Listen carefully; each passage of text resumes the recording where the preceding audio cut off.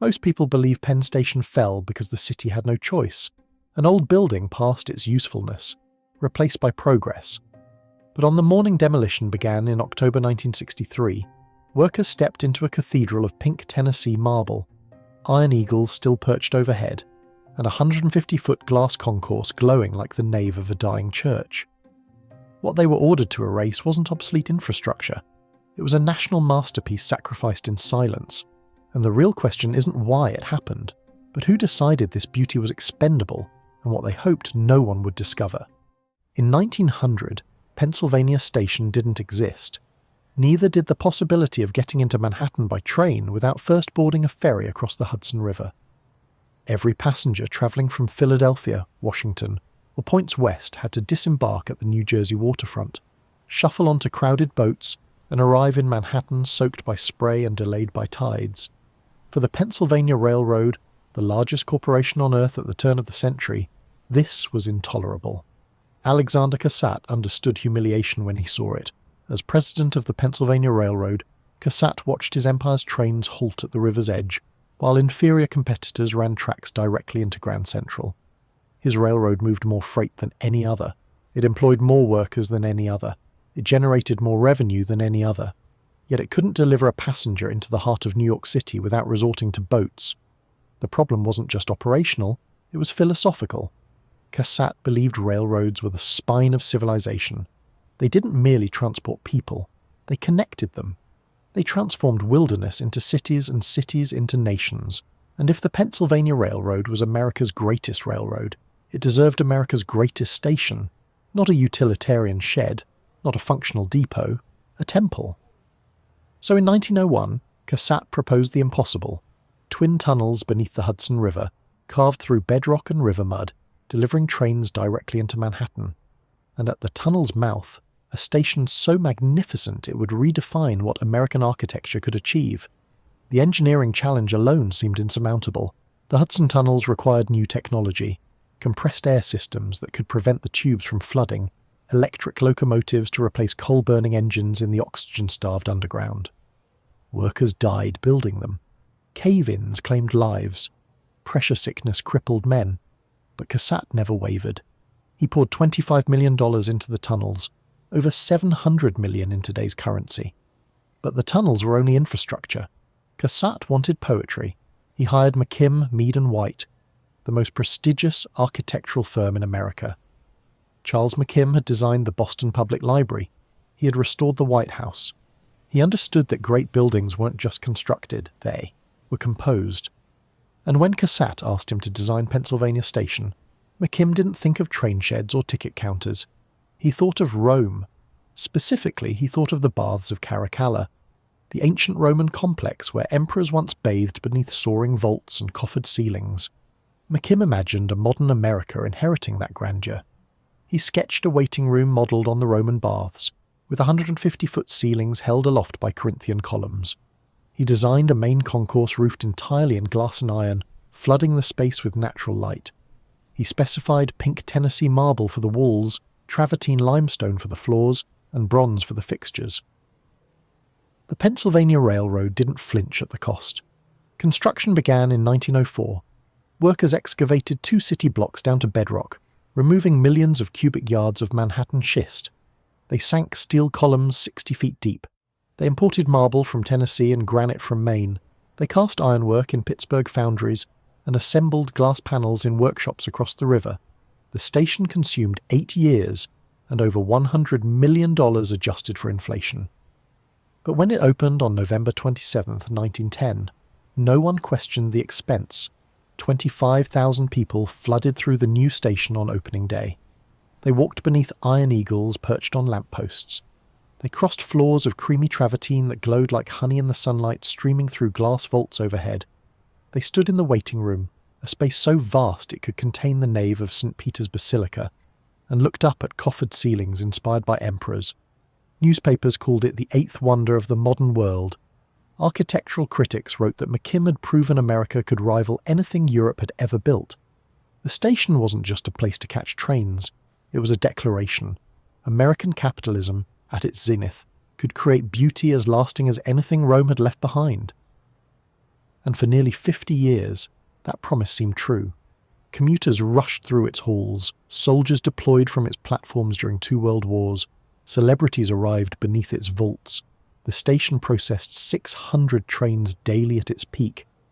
It became the gateway to America's most important city, a threshold crossed by presidents and factory workers alike. To enter Penn Station was to feel the weight of American ambition made stone. But what no one understood in 1910, not McKim, not Cassette, not the crowds marvelling at pink marble, was that this magnificence came with an invoice, and eventually someone would have to pay it. The Pennsylvania Railroad had built a cathedral. Now it had to keep it standing. The cracks didn't appear in the marble, they appeared in the ledgers. Operating Pennsylvania Station cost a fortune. The building spanned 2 full city blocks, 8 acres of prime Manhattan real estate. It required an army of maintenance workers to polish floors, clean glass vaults, repair fixtures, and manage the mechanical systems. The heating bills alone could bankrupt a small town, and unlike Grand Central Terminal, which sat beneath a revenue-generating office tower, Penn Station generated nothing but operating expenses.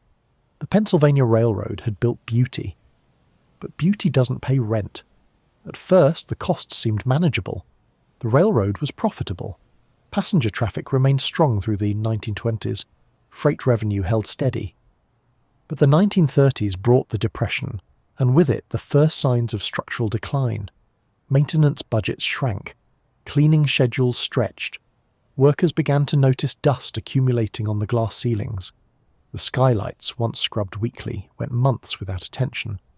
The station started to dim, not all at once, not in any way passengers would notice immediately. But the light that had once poured through those glass vaults began filtering through grime and soot. The iron eagles tarnished.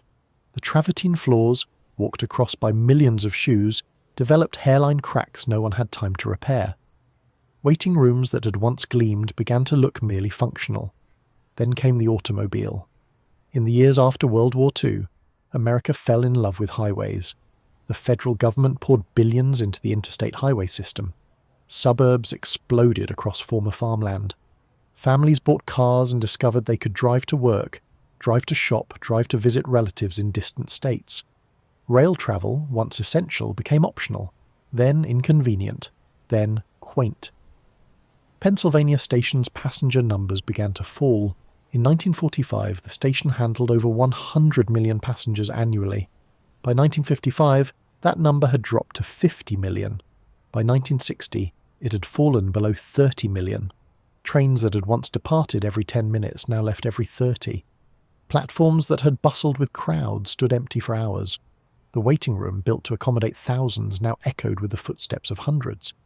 The Pennsylvania Railroad watched its revenue collapse, and Penn Station, magnificent, expensive, irreplaceable, became a liability. The building generated no income. It sat on land worth tens of millions of dollars. It required constant maintenance the railroad could no longer afford. Accountants began asking uncomfortable questions. Why maintain a palace when a basement would suffice? Why occupy 8 acres of Manhattan when trains could run underground? The railroad's executives faced a brutal calculus. They could preserve beauty, or they could survive. They chose survival. But the decision wasn't made in a single boardroom meeting. It emerged slowly, across years of mounting financial pressure. The Pennsylvania Railroad stock price had cratered. The company had taken on debt to modernize its diesel fleet. Labor costs had risen as unions demanded better wages and pensions. The railroad was hemorrhaging cash, and Penn Station, with its soaring ceilings and marble walls, had become a monument to an era the company could no longer afford. City officials offered no help. Penn Station was privately owned. It generated no property tax revenue. Preserving it would benefit the public, but cost the railroad everything. New York's politicians had no incentive to intervene. They were busy demolishing entire neighborhoods for urban renewal projects, clearing slums, building highways, erecting modernist housing towers.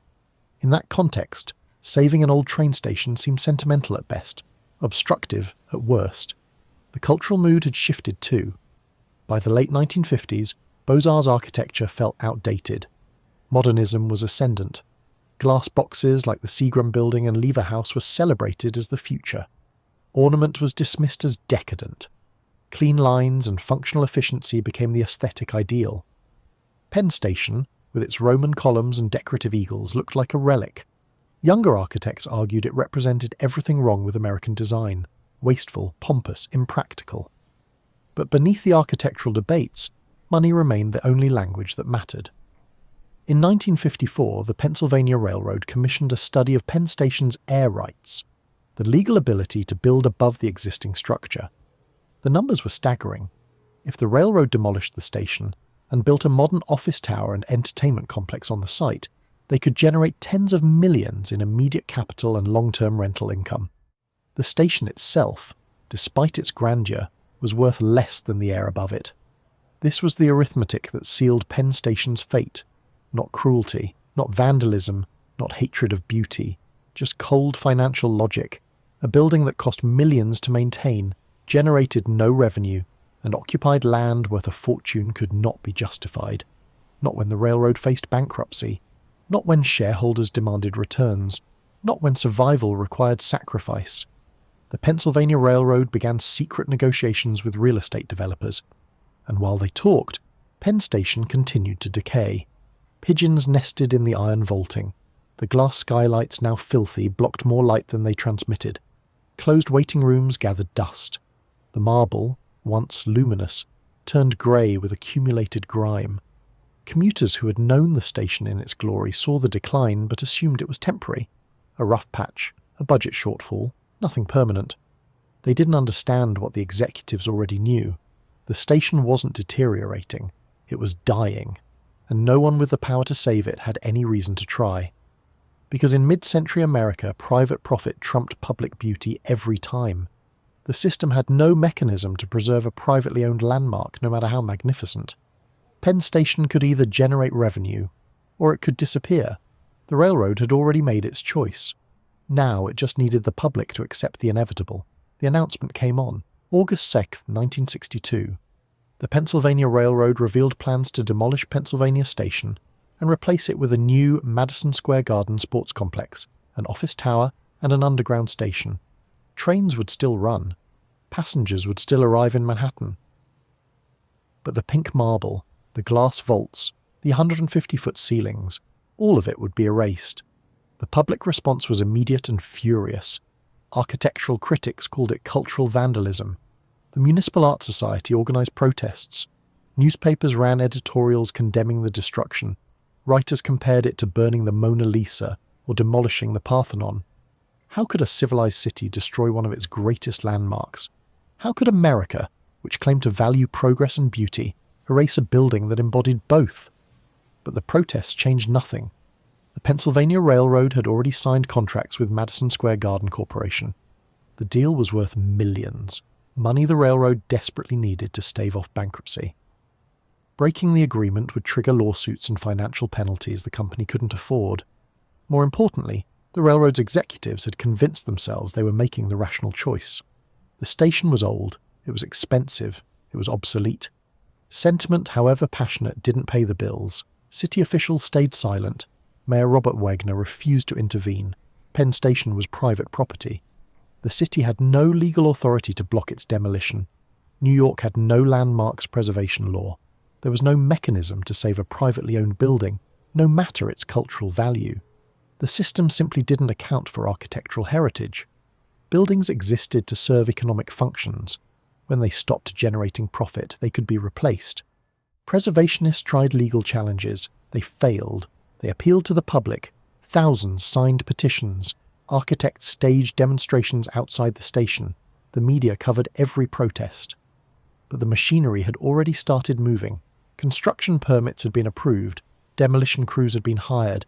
Equipment was en route. On October 28, 1963, the demolition began. Workers entered with jackhammers and sledgehammers. They started at the edges, breaking apart the less significant structures first. Ticket offices, storage rooms, administrative wings. But everyone knew what was coming. Eventually they would reach the waiting room. The glass concourse, the pink marble, the iron eagles. The first blow to the main structure felt like sacrilege. Workers later described it as demolishing a church. The jackhammers bit into stone that had stood for 53 years. marble that had been quarried in Tennessee, cut by hand, installed by craftsmen who took pride in precision. Now it was being reduced to rubble. Chunks of pink granite tumbled into dumpsters. Corinthian columns, each weighing several tons, were toppled and carted away. The glass vaults came down like breaking ice. Steel beams were cut away with torches. Glass panels shattered and rained down onto the platforms below. The sound echoed through the underground passages, a constant percussion of destruction. Sunlight, which had once illuminated the concourse, now poured through gaping holes in the ceiling. The building was being vivisected piece by piece, and there was nothing ceremonial about it. Iron eagles, which had perched above the waiting room for half a century, were pulled down and sold as scrap. Some pieces were salvaged. A few architectural fragments were donated to museums or repurposed as park benches. But most of Penn Station was simply destroyed. Marble was crushed into gravel. Ironwork was melted down. Glass was pulverized. The building wasn't being carefully disassembled, it was being obliterated. Photographers documented the destruction. They captured workers standing in the ruins, surrounded by debris. They photographed columns lying on their sides like fallen giants. They shot the waiting room with its ceiling half gone, exposing the steel skeleton beneath the grandeur. These images would later become iconic, proof that America had willingly destroyed something irreplaceable. But in 1963, most New Yorkers simply walked past. They had trains to catch, jobs to reach, lives to live.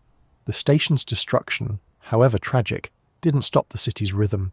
Commuters adapted. They learned to navigate the construction barriers. They accepted the noise and dust, and slowly they stopped noticing what was being lost. This was the true tragedy. Not just the destruction, but the ease with which people accepted it. Because the Pennsylvania Railroad had done something insidious. They hadn't demolished Penn Station out of malice. They had let it decay first. They had allowed it to become shabby, dim, and uninviting. By the time demolition began, the station no longer looked like a masterpiece. It looked like a ruin. And people don't mourn ruins. They replace them. The demolition continued for 3 years. By 1966, the original Pennsylvania station no longer existed. In its place stood the new Madison Square Garden, a windowless concrete cylinder that squatted on the site like a tomb. Beneath it, an underground station with low ceilings, fluorescent lights, and no trace of grandeur. Commuters descended into a space that felt more like a subway platform than a gateway to America's greatest city. The Pennsylvania Railroad got its revenue. Madison Square Garden got its arena. Developers got their office tower. And New York City lost something it could never rebuild. But the destruction of Penn Station accomplished something its builders never intended. It created a wound so visible, so painful, that the city could no longer ignore what it had allowed to happen. The loss was too great. The shame was too public. And from that shame, something unexpected emerged. The recognition that beauty, once destroyed, cannot be replaced by profit. The new station opened in stages between 1964 and 1968. Commuters descended from street level into a maze of cramped corridors and low ceilings. Fluorescent lights hummed overhead. Vinyl tiles covered the floors. The waiting area, if it could be called that, felt more like an airport baggage claim than a civic monument. Everything was functional, efficient, forgettable. People felt the absence immediately. Not everyone could articulate what was missing, but they sensed it. The old station had announced arrival. You entered and knew you were somewhere significant. The new station simply moved you through. It was transit infrastructure stripped of ceremony, beauty reduced to bare utility. Commuters who remembered the old Penn Station walked through the new one and felt something close to grief. The architectural community felt rage. Ada Louise Huxtable, architecture critic for the New York Times, wrote that the city had committed an act of cultural self-mutilation. She argued that demolishing Penn Station proved New York valued real estate profit over civic identity. Other critics echoed her assessment. The destruction became a symbol of everything wrong with post-war urban planning. The belief that old meant obsolete, that beauty was negotiable, that progress required erasure. But criticism, however eloquent, couldn't restore what was lost. The original Penn Station was gone. The marble had been crushed. The glass had been shattered. The iron eagles had been melted down. No amount of outrage could resurrect 53 years of accumulated patina, the way sunlight had moved through those glass vaults, or the visceral impact of walking into a space designed to inspire awe. Yet the destruction accomplished something preservation never could. It created consensus. For decades, New York had torn down buildings without consequence. Entire neighborhoods had been demolished for highways and housing projects. Historic structures had been replaced by parking lots. But Penn Station's destruction was different. It was too visible, too symbolic, too painful. The loss galvanized a movement that had been scattered and ineffective. Within months, civic groups began demanding action. The Municipal Art Society, which had failed to save Penn Station, redirected its energy toward preventing future losses. They drafted a proposal for a landmarks preservation law, legislation that would give the city power to protect historically significant buildings, even if privately owned. The concept was controversial. Property rights advocates argued the government shouldn't dictate what owners could do with their land. But Penn Station had changed the calculation. The public now understood that private property could embody public value, that some buildings transcend ownership, that a city's identity resides partly in its architecture, and once destroyed, that identity cannot be recovered. The loss had been so catastrophic that even property rights absolutists struggled to defend what had happened. On April 19, 1965, Mayor Robert Wagner signed the Landmarks Preservation Law. The legislation created the New York City Landmarks Preservation Commission, an agency with power to designate buildings as landmarks and prevent their demolition without public review. It was the most aggressive preservation law in the United States, and it existed because Penn Station no longer did. The Commission's first major test came immediately: Grand Central Terminal.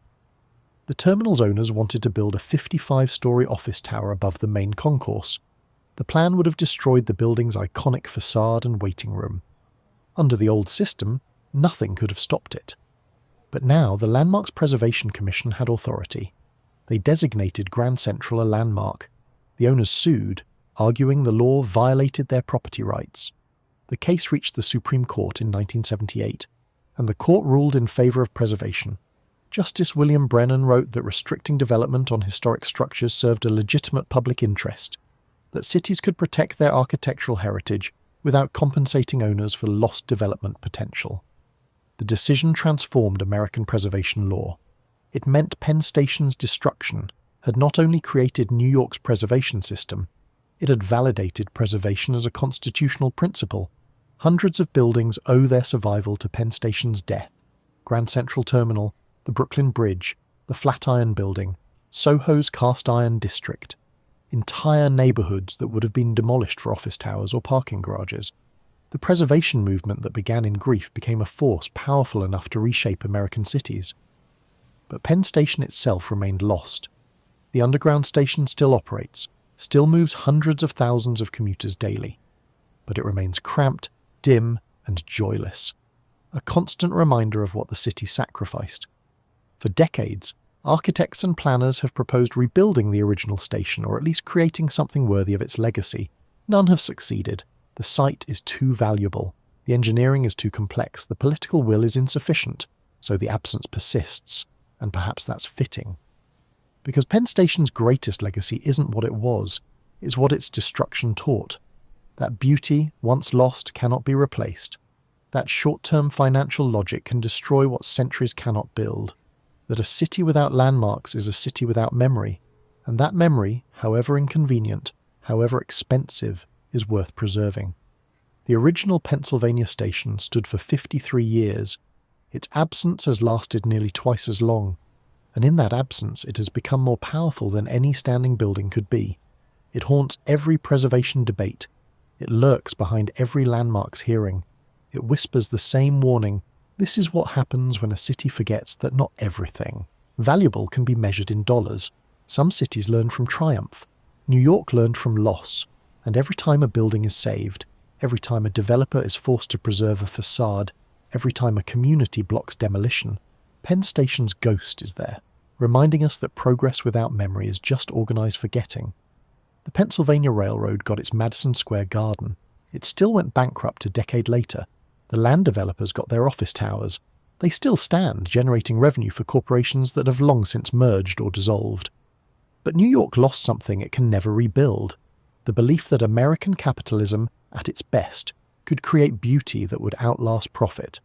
Penn Station proved that belief was a lie, or perhaps more accurately, it proved that such beauty could exist, but only until someone decided it was worth more dead than alive.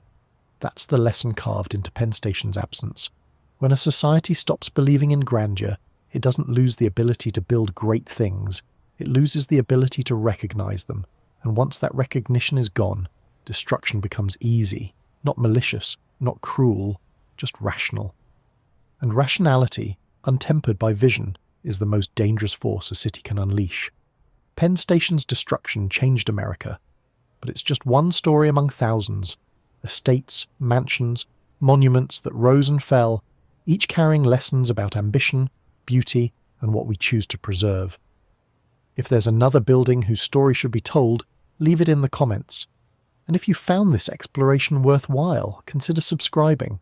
These histories matter, not because they're about buildings, but because they're about us, what we build, what we destroy, and what those choices reveal about who we are.